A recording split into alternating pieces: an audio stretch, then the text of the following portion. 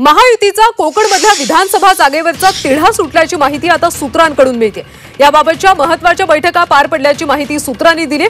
15 जागांपैकी 8 जागांवर शिवसेना लढणार असून 5 जागांवर भाजप तर 2 जागांवर राष्ट्रवादी लढणार असल्याची माहिती झी 24 तासला सूत्रांनी दिली।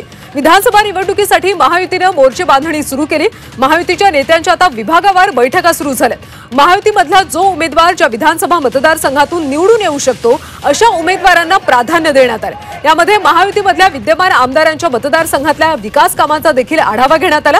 त्यामुळे मुख्यमंत्री एकनाथ शिंदे यांनी सांगितल्याप्रमाणे उमेदवारांचं जिंकून येण्याचं मेरिट बघूनच तो विधानसभा मतदारसंघ आणि उमेदवार कोणत्या पक्षाला आणि कोणत्या उमेदवारांना दिला जाणार याचा निर्णय घेतला जाणार आहे।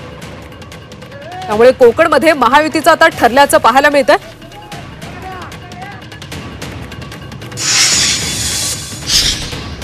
तर अलिबाग शिवसेना, पनवेल भाजप लढवणार आहे। तर कर्जतमध्ये शिवसेना उमेदवार देईल तर उरणमध्ये भाजप लढणार।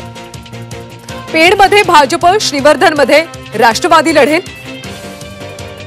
महाडमध्ये शिवसेना, दापोलीमध्ये सुद्धा शिवसेना आपला उमेदवार उभा करणार।